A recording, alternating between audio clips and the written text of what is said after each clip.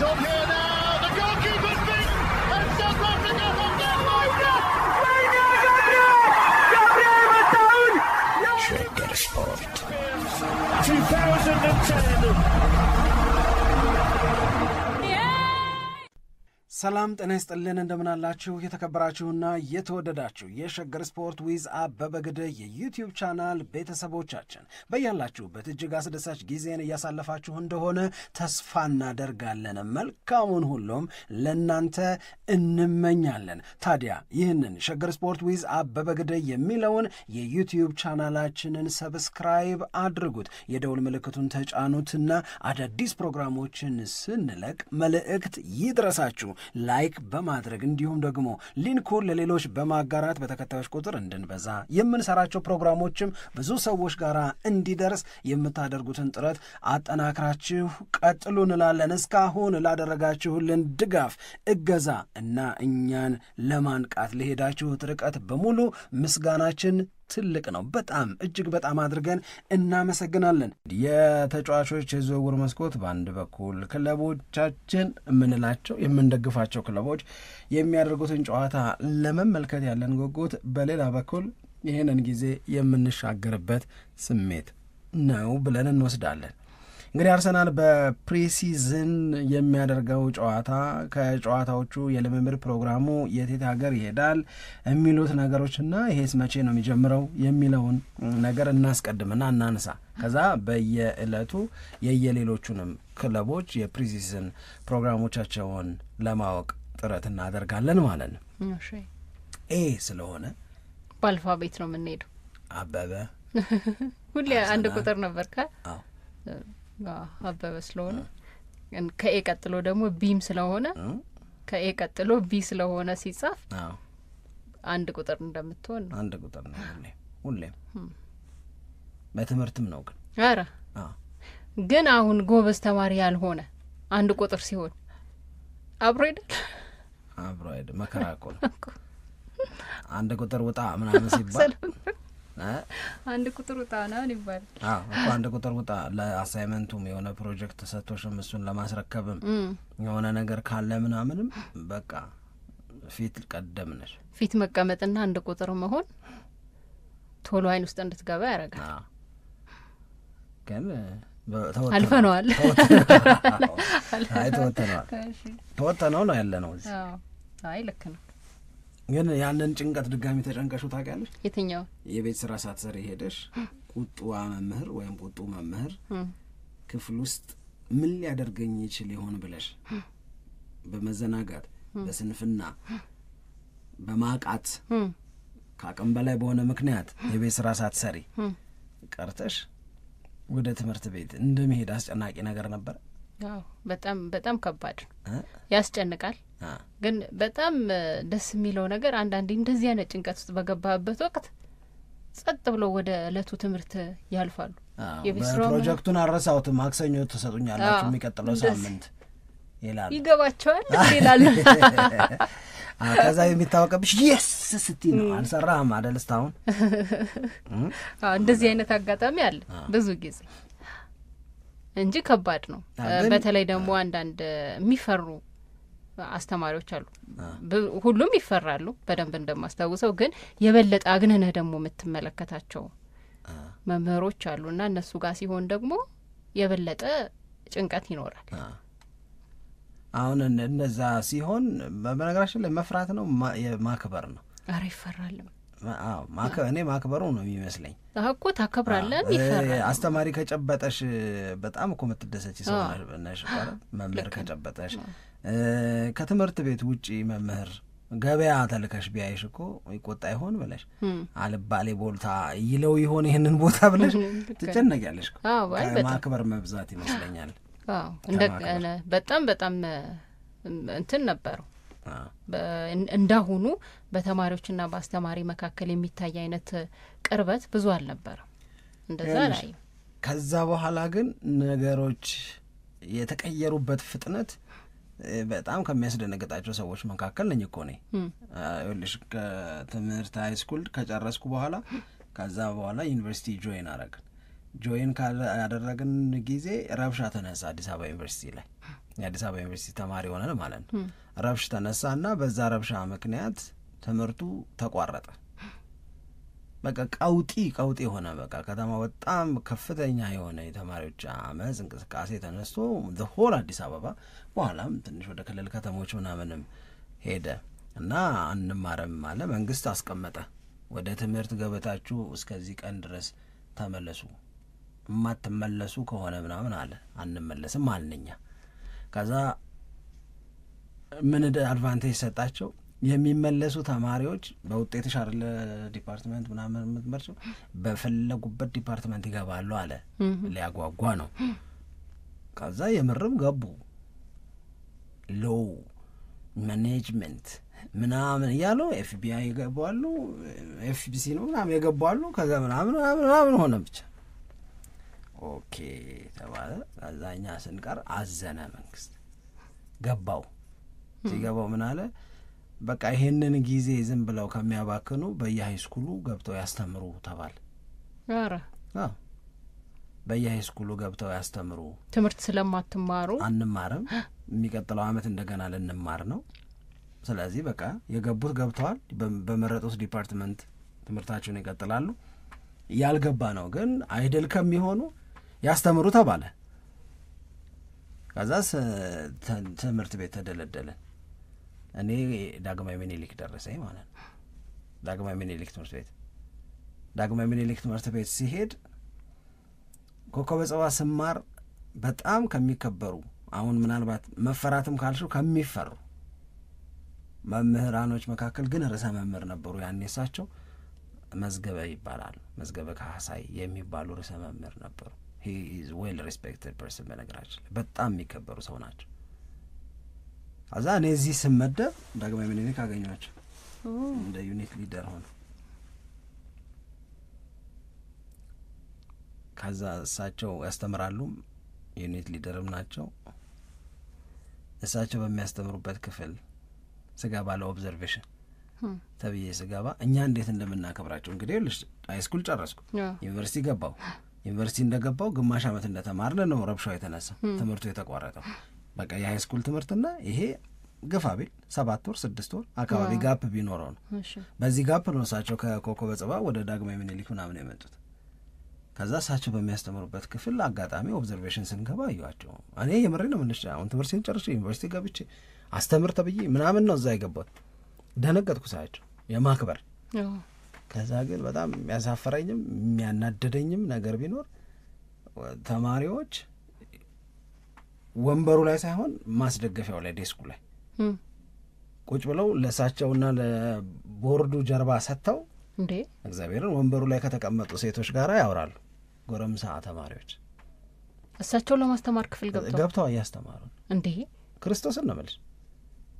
እንዴት እንደዚህ ሆነ በዚህ ፍጥነት አልኩ። ያን ሰውዬ እንዴት ታገሱት? እሱ ነው እሳቸው። የኔም ጥያቄ እኮ ተማሪዎቹ እንዴት እንደዚህ ያደርጋሉ? አንድ እሳቸውስ እንዴት ታገሱት ይሄንን ነገር? በፍጹም እስከ ዛሬ ድረስ የማይገባኝ ነገር ነው። እና ግን ጠየቅኳቸው እሳቸው ምንድን ነው የሆነው? እኔ አሁን እርሶን ሳይወት የተሰማኝ ስሜት ለምን አሁን ያሉት ተማሪዎች ስለ እርሶ አልተሰማቸውም? የእስካሁን ጥያቄ ነው። ከዛ እኔ እንደገባው አንዛለቅም አልኳ። እኔ ከምርን ገብርኤልን አለንጋን መዘዝክ በይ እንደዚህ አንዛለቅም ረብ ይባል ነገር ነው። ገብርኤልን አልኩሽ። ኧረ መዘዝክ ጎማ አንቺ ጎማው ላይ ነሽ እንዴ? ነው ያልኩ እኔ በቃ ብቻ እንደዚህ ሆነ። መምህርነት እንትን በቃ አሁን ያንቺ ማሾፊያ ስለመሆን ነው እንጂ ላወራልሽ የነበረው ከዚህ በላይ ማሾፊያ የምታገኝበት ነገር ነበረ። እድል በቃ እንትን አለ እና ብቻ ያው ይሄ እናሳለፍ። በጣም ግን የሚያሳስብ ነገር ይመስለኛል። እኔ የሚያናድድም ነገር አለው፣ የሚያሳስብም ነገር አለው። መታረምም ያለበት በጣም ብዙ ነገር አለ። በጣም ብዙ ነገር ጭራሽ ይሄ ማለት ሁሉም የዚህ ወቅት ተማሪ ምናምን ማለት እኮ አይደለም። ግን ክፍል ውስጥ እንደዚህ የሚያደርጉ እንዳሉ ግን ይታወቃል። የነውረኝነት ደግሞ ነውረኝነት በመምህርና በአስተማሪ መካከል ድብድብ ተቀርጾ በሶሻል ሚዲያ ላይ ሲለቀቅ አይተሽ ታውቂያለሽ? ይሄ በጣም ነውር ነው። በጣም መደረጉ ሳያንስ ይውልኝ የሚባል ነገር እኮ አይደለም። ወይ ነውር ነው። አይ በጣም እዚህ ላይ ያለው ክፍተት ሰፊ መሆኑን እኔም በተደጋጋሚ ጊዜ የታዘብኩት ነገር ነው። ግን ያው ለብቻው ትልቅ መወያረስ የሚሆን እንደሆነ እረዳለሁ። እሺ ለማንኛውም ያነሳ ነው የአልፋቤቱን ጉዳይ ስላነሳ ነው በኤ ነው እና ስለዚህ ወደ ተነሳንበት ጉዳይ እንመለስና እንትንን መልስ ያችን ልምጫ አስገባት የፕሪሲዝን ጉዳይ ለማንሳት ነው የፈለግነው። ያው በጣም ነገሮች እንዳልከው እየፈጠኑብኝ ነው። እኔም በተለይ በዚህ ከእግር ኳሱ ጋር በተያያዘ አሁን የፕሪሲዝን ፕሮግራማቸውን ክለቦች እያሳወቁ ነው፣ የተለየ ዝግጅት የሚያደርጉበት እንደዚሁም ደግሞ ገንዘብም የሚሰሩበት ጊዜ እንደሆነ ይታወቃል። እና አርሰናልም በ2025/26 የውድድር ዓመት ከመጀመሩ አስቀድሞ የፕሪሲዝን ጨዋታዎቹን በተመለከተ እንደዚሁም ደግሞ ትሬኒንግ የሚሰራበትንም ቦታ በተመለከተ መረጃዎች ወጥተዋል። እነዚህ የሚያደርጋቸው ጨዋታዎችና ከጨዋታዎቹ ጋር በተያያዘ እንደው መነሳት ያለባቸውን የተወሰኑ ነጥቦች ቅድሚያ ሰጥተን እንመልከት ብዬ ነው። አዎ እንግዲህ ሙሉ ጋይዱን እናነሳለን። የተሟላውን መረጃ በዚህ አርሰናል የፕሪሲዝን የዝግጅት ወቅት ላይ ሊነሱ ሊነገሩ የሚገባቸው ነገሮች ለማየት እንሞክራለን። የወዳጅነት ጨዋታዎች ከነማን ጋር ይደረጋሉ? የትሬኒንግ ካምፑ እንዴት ነው የሚሆነው? የ2025/26 የውድድር ዓመት ከመጀመሩ በፊት አርሰናል የሚያልፍባቸውን የመዘጋጀት ሂደቶች ነው። በእርግጥ የአርሰናል ደጋፊዎች በዚህ ወቅት በጣም ከሚፈልጉት መረጃ አንዱ ይሄ ላይሆን ይችላል።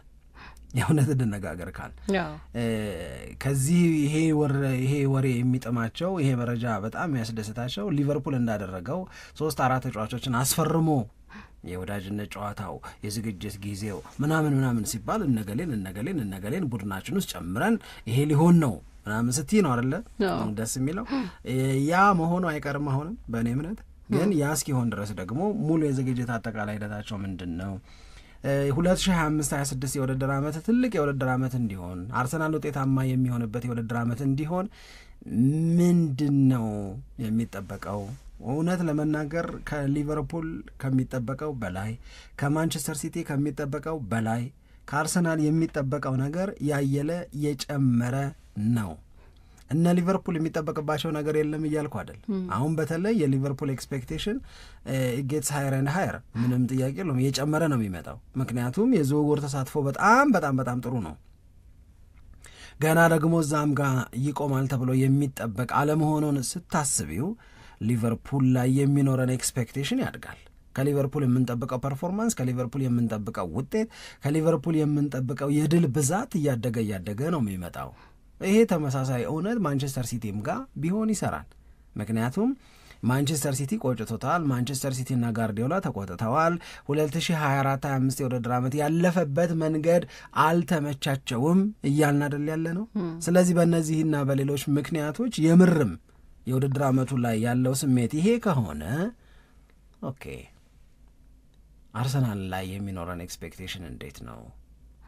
የአርሰናል ደጋፊዎች ብቻ ሳይሆን እስቲ ስለ አርሰናል የሚጻፉ ጽሑፎችን በሙሉ እዩዋቸው። የሚነግሩሽ አንድ ነገር ነው ሳምሪ፣ አርሰናል በዘንድሮ የውድድር ዓመት ድልን ዴሊቨር ማድረግ አለበት ነው፣ ይጠበቅበታል ነው። ከዚህ በኋላ በሂደቱ እመኑ ብዙ አይሰራም፣ ብዙ አያዋጣም ነው። ሂደቱ የመጨረሻው ፌርማታ ላይ ነው ያለው። የሂደቱን ውጤት የምናይ ከሆነ የምናይበት፣ የማናይ ከሆነ ደግሞ ውጤቱን ሂደቱን ጭምር ማመን የምንተውበት ሊሆን ይችላል። ስለዚህ ነው ከአርሰናል የሚጠበቀውን ነገር በተመለከተ እኔ ማንም በቃ ልነግርሽ እኮ ነው በቃ ኤቭሪ ፒስ ኦፍ ሲልቨርዌር አርሰናል ያስፈልገዋል ምናምን ነው የሚልሽ። ድል ዋንጫ እንደማይሆን እኮ ታውቂያለሽ። 4 ዋንጫ ላይ ይሳተፋል፣ 4ቱንም ዋንጫ አምጣ ምናምን አትይውም። ግን ቢያንስ ዋንጫዎች ግን ወደ ኤምሬትስ ስቴዲየም የዋንጫ መደርደሪያ መግባት አለባቸው የሚባል ከሆነ ወይም ከዛ ጋር አያይዘን የምናስባቸው ነገሮች ካሉ የምርም እንደነዚህ ያሉ ነገሮችን እንጠብቃለን የሚል ነው። ስለዚህ ይሄንን ለማድረግ የሚያስፈልጉ ተጫዋቾች አጥቂ፣ የመስመር ተጫዋች፣ ሆልዲንግ ሚድፊልደር፣ የግብ ጠባቂው ረዳት፣ እነዚህ በሙሉ ወደ አርሰናል በተቻለ ፍጥነት መቀላቀል መቻል አለባቸው። ይህንን ካደረገ በኋላ የተሟላውን የተጫዋቾች ስብስብ ይዞ አርሰናል በጣም በቅርቡ የክረምት የፕሪሲዝን ወይም የዝግጅት ጊዜውን የቅድመ ውድድር የዝግጅት ጊዜውን ያከናውናል፣ ይጀምራል ተብሎ ነው የሚጠበቀው። ስለዚህ የአርሰናል ትልቁ ቻሌንጅ 2025-26 የድል እንዲሆን የሚጠብቁ ብዙ ሰዎች መኖራቸው ነው። በጣም ብዙዎቹ የቀረው ትንሽ ነው ብለውም ደግሞ ያምናሉ። ሳምሪ የቀረው ትንሽ ነው ይላሉ። ስለዚህ አርቴታ፣ አንድሪያ በርታ የሚባሉት ሰዎች በአርሰናል ቤት ውስጥ ባላቸው ኃላፊነት ያቺ የቀረችዋን ትንሽ ነገር ሙሏት ነው እየተባሉ ያሉት። የቀረው ትንሽ ነው ሲባል ስኳዱን የበለጠ ጠንካራ አድርገው፣ ስኳዱ የበለጠ ሲጠናከር የበለጠ ውጤት ይመጣል።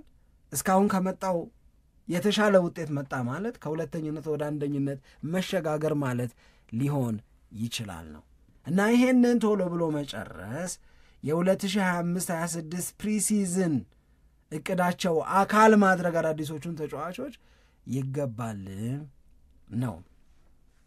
ስለዚህ አርሰናል የቅድመ ውድድር የዝግጅቱን ጊዜ በተመለከተ የምናነሳው የመጀመሪያው ነጥብ ሰፋ ያለ የዝግጅት ጊዜ ይኖረዋል ተብሎ ነው የሚጠበቀው። አንድ ሁለተኛው የፕሪሲዝኑ ጊዜ አብዛኛው ትኩረት ይሆናል ተብሎ የሚታመነው ፊዚካል ኮንዲሽኒንግ ላይ፣ የአካል ብቃት፣ የተበላ ተጠጣ፣ ወንዝ ዳር ተተኛ፣ ዘጥ ቀረ፣ እነዚህ ነገሮች በተወሰነ ደረጃ የፊዚካል ኮንዲሽኒንግን ላለመጠበቅ ምክንያት ሊሆኑ ይችላሉ አይደል? ወደ በተለይ አክቲቭ ሬስት ላይ የሚገቡ ተጫዋቾች ካሉ በጣም ከባድ አድካሚ ከሚባል የውድድር ሂደት ወደ ሙሉ እረፍት የሚገቡ ከሆነ በጣም ከባድ ነው። ምንም ጥያቄ የለውም፣ በጣም ከባድ ነው። ስለዚህ አሁን የመጀመሪያው የአርሰናል የፕሪሲዝን ትኩረቱ ፊዚካል ኮንዲሽኒንግ ላይ ይሆናል። ከዛ ደግሞ ታክቲካል ሪፋይንመንት የሚባል ደግሞ አለ። ይሄ በታክቲኩ በኩል ምን ይሁን አፕሮቻችን፣ እነገሌን አግኝተናል፣ እነገሌ የኛ ተጫዋች ሆነዋል፣ ስለዚህ እነሱን በእጃችን ይዘን ታክቲካሊ ነባሮቹን ከአዲሶቹ ጋር እንዴት ነው አድርገን የምንሰራቸው ነው። እነዚህ ነገሮች ላይ የበለጠ ትኩረት ያደርጋሉ ተብሎ ነው የሚጠበቀው። የመጀመሪያው የልምምድ ፕሮግራማቸው የሚሆነው በፕሪሲዝን 5 ቀናት ስፔን የሚያሳልፉት ነው። ስፔን ይሄዳሉ። ላማንጋ የሚባል ወደ ሙርሲያ አካባቢ የሚገኝ ቦታ ላይ ነው የ5 ቀን የስፔን ቆይታቸው የሚጀምረው ማለት ነው። እና ላማንጋ ይሄ ሙርሲያ አካባቢ የሚኖረው ቆይታቸው ይሄ ለሙሉ ስኳዱ የአርሰናል አባላት ሙሉ ለሁሉም ማለት ነው ይሄ ፎከስድ የሆነ ኤንቫይሮንመንት ነው የተዘጋጀላቸው ተብሏል። ሀሳብሽን የሚበትን ነገር እንዳይኖር በተሟላ ትኩረት ቅድም ያልኩሽን ፊዚካል ኮንዲሽኒንግ ላይ፣ ታክቲካል ሪፋይንመንት ላይ ትኩረት ያደረገ የ5 ቀናት ቆይታ ወደ ስፔን ይኖራቸዋል ማለት ነው። 5ቱን ቀን በስፔን ላማንጋ አካባቢ ቆይተው እንደጨረሱ ለአጭር ቆይታ ወደ ለንደን ይመለሳል።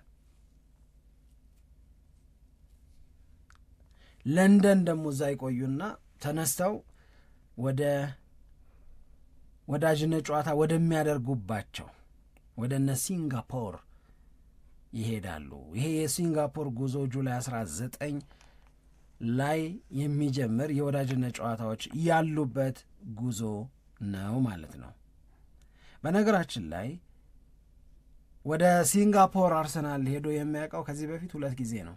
2015 ላይ ሲንጋፖር ሄደዋል፣ 2018 ላይ ሲንጋፖር ሄደዋል። አሁን ለሶስተኛ ጊዜ ወደ ሲንጋፖር ይሄዱና እዛ የወዳጅነት ጨዋታዎችን ያደርጋሉ ተብሎ ነው የሚጠበቀው። ከኤሲ ሚላን ጋር የሚያደርጉት የወዳጅነት ጨዋታ አለ። ከኒውካስል ዩናይትድ ጋርም እንደዚሁ ጨዋታዎችን እንዲያደርጉ ፕሮግራም ተይዞላቸዋል። በሲንጋፖር ብሔራዊ ስቴዲየም ጁላይ 23 እና ጁላይ 27 ጨዋታቸውን ያደርጋሉ። የመጀመሪያው ጨዋታ ከኤሲ ሚላን ጋር ነው የሚሆነው።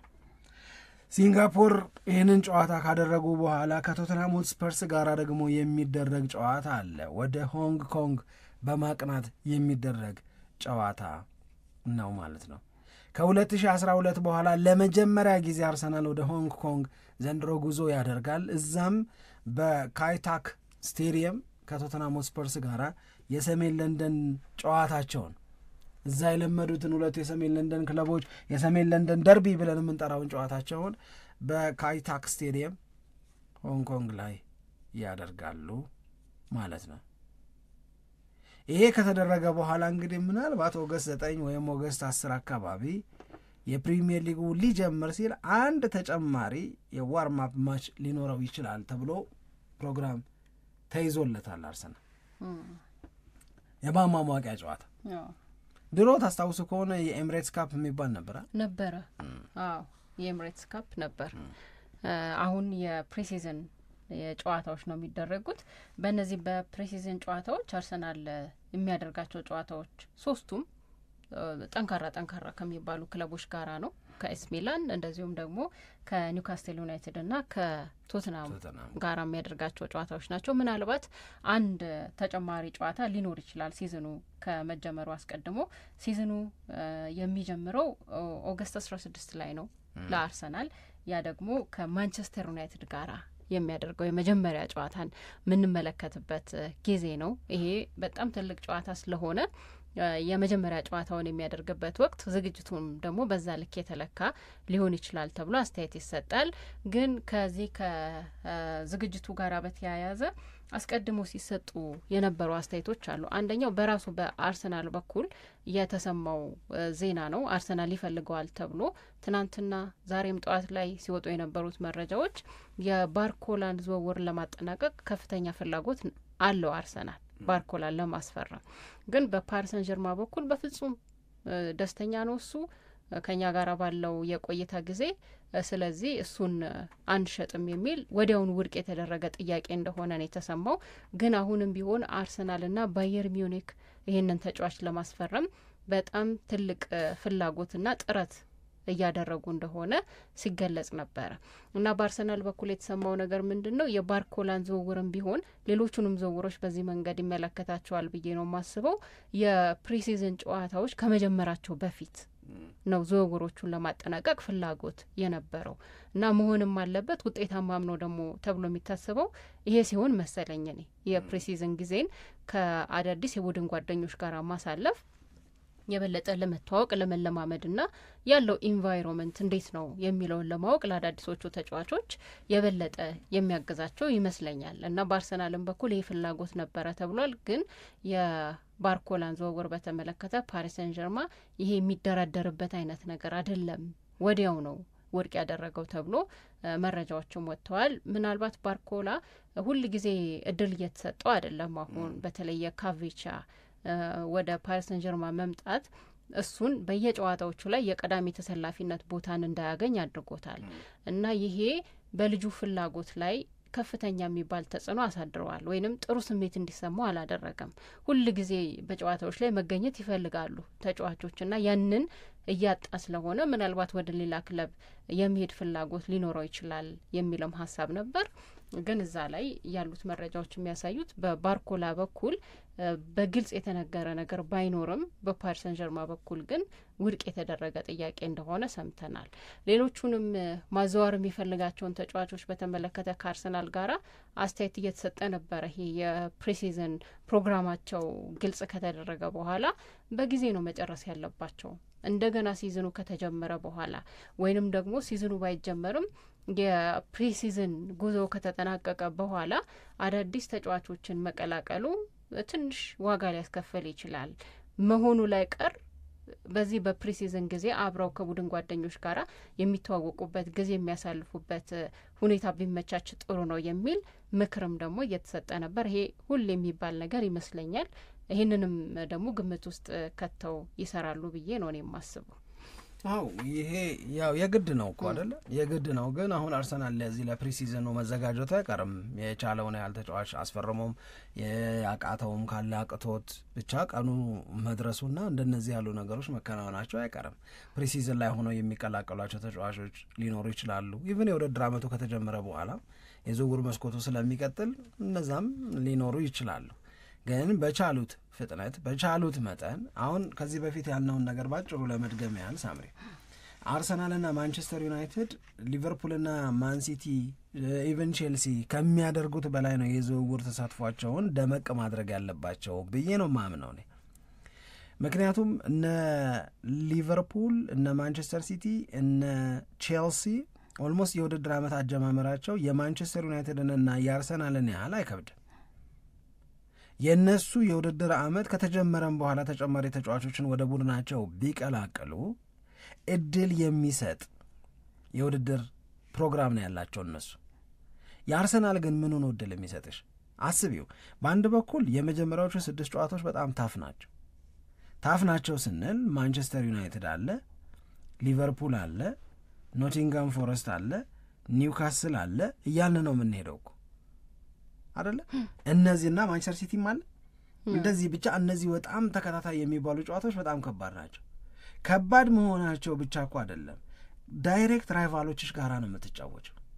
አት ዘ ኤንድ ኦፍ ዘ ዴይ ሄዶ 20ዎቹ ፕሪሚየር ሊግ ክለቦች የተወሰነ ጨዋታ ካደረጉ በኋላ ጎበዞቹ ነጠል ብለው የዋንጫ ተፎካካሪዎቹ ብለን እንጠራቸዋለን እኮ። እነዚህ ውስጥ እኮ ነው ያሉት የዋንጫ ተፎካካሪዎቹ። ያ ማለት ከቀጥታ የዋንጫ ተፎካካሪዎችሽ ጋር በምትጫወቺ ጊዜ በቻልሽው መጠን በጠንካራው አቅምሽ ብትቀርቢ ነው ጥሩ። ጠንካራው አቅምሽ ማለት እጅሽ ላይ ያለው አብሮሽ የሚዘልቀው እና ወደ ቡድንሽ መቀላቀል የምትፈልጊያቸው ተጫዋቾች ሲቀላቀሉ የሚሰራው ቡድን ነው ጠንካራው አቅም ለአርሰናል። ጠንካራው አቅም ለማን ዩናይትድ እሱ ነው።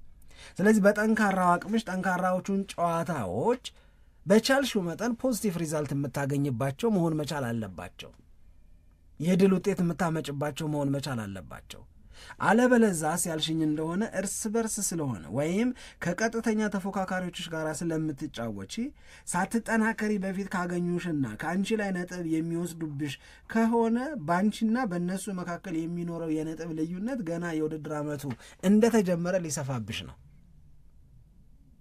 ዲስካሬጂንግ ነው ይሄ ደግሞ ማለት ተስፋ የማሳጣት አቅም ያለው ምቾት የሚነሳ ምናምን ነው። እውነቱን እንነጋገር ካል ይህ እንዲሆን መፍቀድ የለባቸውም። ከባድ መሆኑ አንድ ከባድ የሚሆነው ዳይሬክት ራይቫልስ ዳይሬክት የሆኑ ተፎካካሪዎችሽ እዚህ ውስጥ አሉ። እነሱ ደግሞ ተጠናክረዋል። ጥለውሽ ሊሄዱ የሚችሉበት እድል አለ። ጥለውሽ ሄደው እነሱ ላይ እደርሳለሁ ብለሽ የአባራሪ ሚና ከሚኖርሽ መጀመሪያውኑ ጠንካራውን ቡድንሽን ይዘሽ ቀርበሽ በእነዚህ ጨዋታዎች ላይ ጠንካራ ውጤት ማምጣት መቻል አለብሽ። ይሄ ነው ኬዙ መሆን ያለበት። ለአርሰናልና ለማንቸስተር ዩናይትድ የውድድር ዓመቱ ኤክሰፕሽናል የሚታይ ከሆነ የሁለቱ የመጀመሪያ ተከታታይ ጨዋታዎች በጣም ከባድ ናቸው። በጣም ከባድ ናቸው። ባለፈው ስናነሳ የነበረው እኮ ነው ከነ ሊቨርፑል ጋራ ከነ ኒውካስል ጋራ ከነ ማን ዩናይትድ ጋራ አዌይ ጌም መጫወት ከባድ ነው። ሊድስን ኖቲንጋም ፎረስትንና ሲቲን ደግሞ በሜዳሽ ነው የምትገጥም። እኔ በጣም ከባድ ነው ብለው። ስለዚህ በዚህ ከባድ ወቅት ጠንካራውን ቡድን ይዘሽ ቀርበሽ በቃ ስትሮንግ የሆነ አጀማመር ካልጀመርሽ በስተቀረ አስቸጋሪ ነው። እኔ ሁለተኛ ነጥብ ልንገርሽ ሳምሪ። ሁለተኛው ነጥቤ ይሄ የውድድር ዓመት የአርሰናል ፕሮግራም አሁን እንደጠቀስኩት ባይሆንም የማን ዩናይትድ ፕሮግራም አሁን እንደጠቀስነው ከባድ ባይሆንም ይሄ የውድድር ዓመት ግን ከባድ ነው። ክለቦች ራሳቸውን እንዴት እያጠናከሩ ነው የሚለውን ነገር ስታስቢው ለመልፈስፈስ አይደለም የሁሉ ግዥ የሚደረገው እኮ። የነበረን ጠንካራ አቅም ለማጣት አይደለም እኮ የሁሉ ርብርብ እና የሁሉ ወጪ የሚወጣው ሞር ጠንካራ ሆኖ ለመቅረብ ነው። ሊቨርፑል ሊጉን ለመድገም ይፈልጋል። ቻምፒዮንስ ሊጉን ደርባለሁ ይልሻል። ማንቸስተር ሲቲ ተዋርጃለሁ ነው የሚለው በ2024-25 አሁን የዓለም የክለቦችን ዋንጫ ልበላ እችላለሁ ግን የ2024-25 ውርደቴን አይመልስልኝም አለ ጋርዲዮላ እኮ አይመልሰውም አለ። ማንቸስተር ዩናይትድ ከቁጭት መውጣት ይፈልጋል። ቼልሲ የአሁኑ የውድድር ዓመት ካለፈው ይልቅ የተሻለ እንዲሆን ምናምን ይሰራል። እነዚህ ነገሮች ዘ ካሚንግ ሲዝን ሲቲ ባለፈው የውድድር ዓመት በነበረበት ድክመት 10 ምናምን ጨዋታ የሚሸነፍ አይነት ማንቸስተር ሲቲን ኤክስፔክት እንዳታረጊ።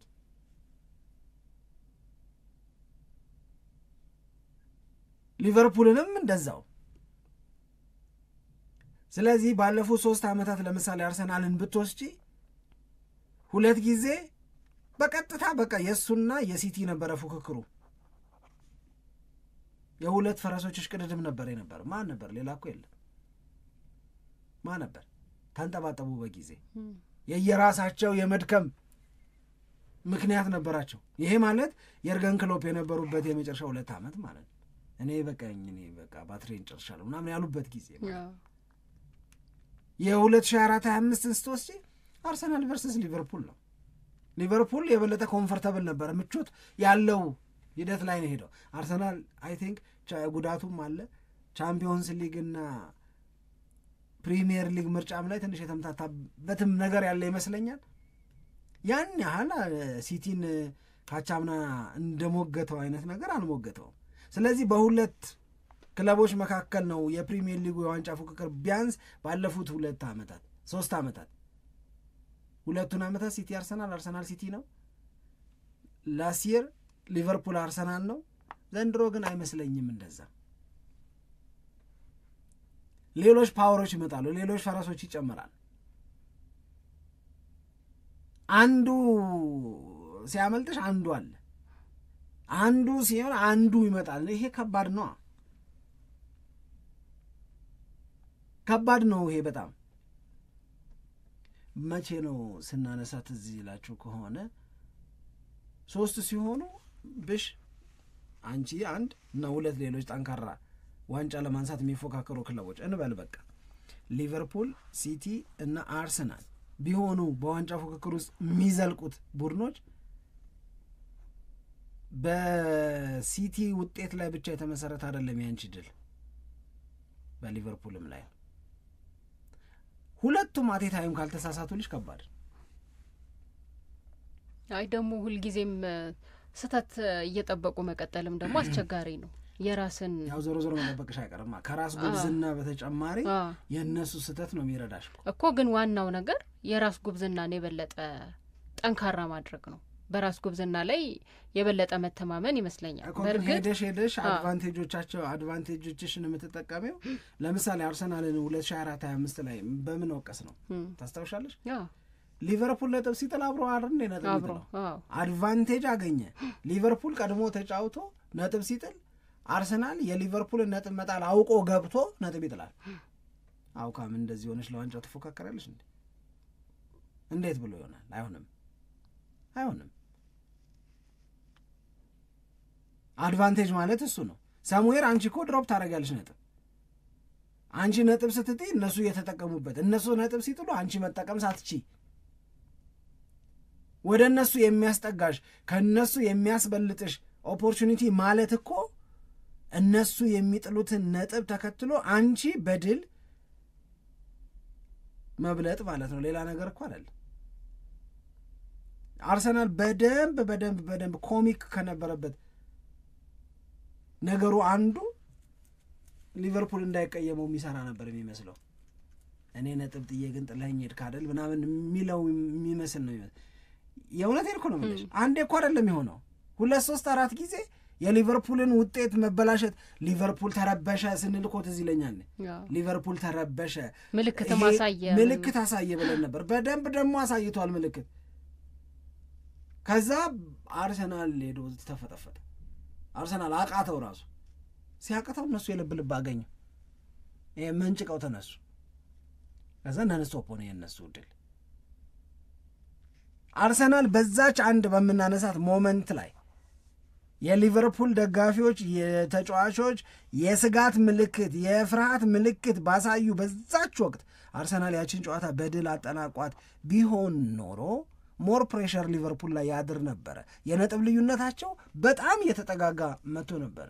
እሱቴ ምን ቦጣኛልና ያንን ጨዋታ ማሸነፍ ሳይችል ቀረ። ከዛ ምን ሆነ? የሊቨርፑል በራስ መተማመን መጣ። አርሰናል ተወቀሰ። እንደዚህ መሆን የለበትም። አሁን 2025-26 ላይ አንድ ቡድን ላይ የተንጠለጠለ ነገር አይደለም ያለሽ። ፎከስ የምታረጊባቸው 2 ወይ 3 ተጨማሪ ቡድኖች ይመጣሉ። የምታበላሹ በጣም ጥቂት መሆን መቻል አለበት። ሳታበላሽ መቼም አትዘልቂማ። 38ቱንም ጨዋታ አታሸንፊ መቼም። የምትበላሽብሽ ነገር ማነስ አለባት። እነሱ ከተሳሳቱልሽ ደግሞ መማር የሚባል ነገር የለብሽም።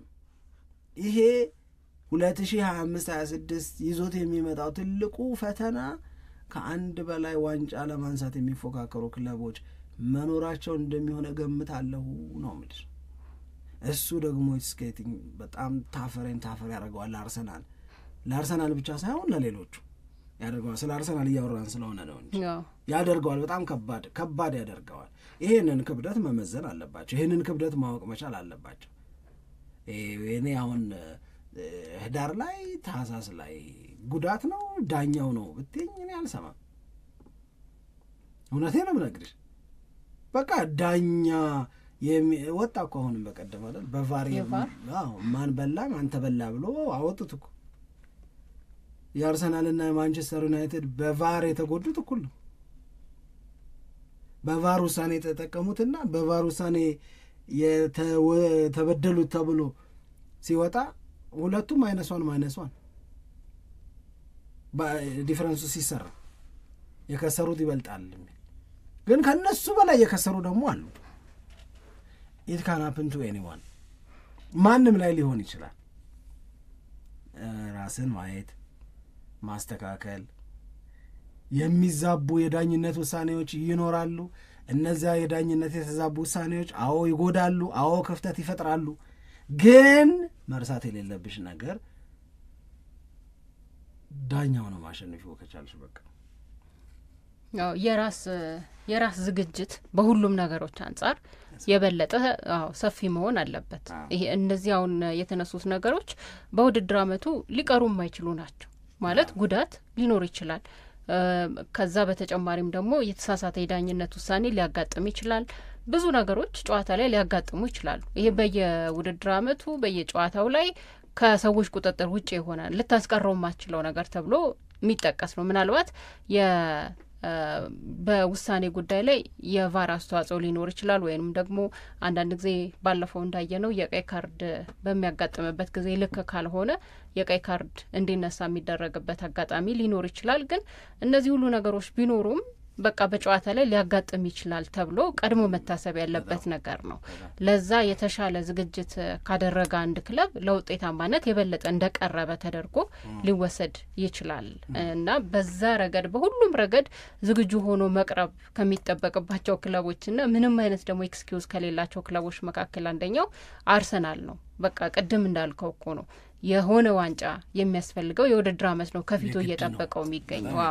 ስለዚህ እዛ ላይ በሚሰራቸው ስራዎች የበለጠ ፐርፌክት መሆን አለበት። አሁን የፕሪሲዝን ጉዞውን በተመለከተ መረጃዎች ስለወጡ እዛ ላይ መነሻ አድርገን ነው የተነጋገርነው። አሁን ዳኝነት ላይ ያነሳሽውን ብንወስድ ለምሳሌ በዳኝነት ሻምፒዮኑ ሊቨርፑልም እኮ ተበድሏል። ያሁን በአደባባይ ይቅርታ የተጠየቀበት በደል እኮ ተበድሏል። በቃ በዛ ጨዋታ ግን ሊቨርፑል ነጥብ አጥቷል። በዛ ጨዋታ ያጣሽውን ነጥብ ኦኬ አንደርስታንድ እናርገውሽ፣ ግን በሌሎቹ ጨዋታዎች ላይ ያጣሽውን አይነት ነጥብ ግን አትጪ ካሁን በኋላ።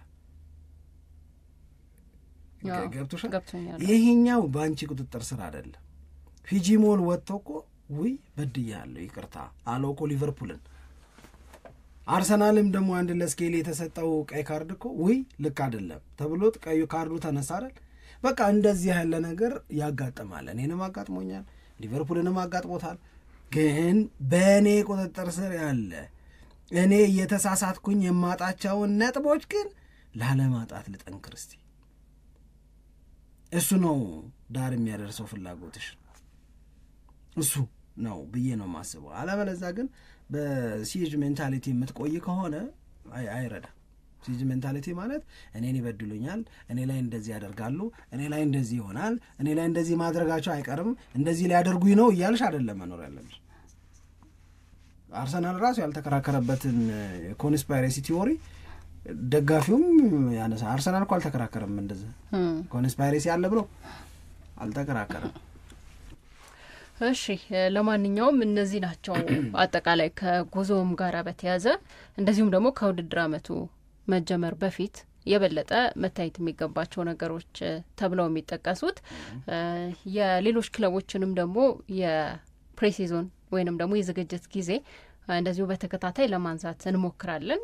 የየራሳቸው የሆነ የጉዞ ፕሮግራም ይኖራቸዋል። ቅድም እንዳልነው ከዚህ ከጉዞ ፕሮግራም ጋር በተያያዘ ክለቦችም ብዙ ገንዘብ የሚሰሩበት እንደሆነ ነው የሚጠቀሰው። አንዱም አላማ እሱ ነው። በተለይ ወደዚህ ወደ ኤሲያ አካባቢ የሚያደርጉት ጉዞ ብዙ ገንዘብ የሚሰሩበት ከደጋፊዎች ጋራም የሚገናኙበት እንደሆነ ይታወቃል እና እሱ አንድ ምክንያት የተደረገ ነው። ከዛ በተጨማሪ ግን ደግሞ የውድድር አመቱን ዝግጅታቸውን በጣም በተሻለ መንገድ ለማድረግ የሚለፉበት እንደሆነ ይታወቃል። ሊቨርፑልስ፣ ማንቸስተር ዩናይትድስ፣ ሌሎቹስ ክለቦች እንዴት ያለ ቼልሲና ምናልባት ማንቸስተር ሲቲ የዚህ የክለቦች የዓለም ዋንጫ ላይ መሳተፋቸው የፕሪሲዝን ጉዟቸው ላይ ፕሮግራማቸው ላይ የሆነ ነገር ሊያመጣ ይችላል ብዬ ነው የምገምተው። የእነሱን ጊዜው ሲደርስ እንነጋገርበታለን። እሺ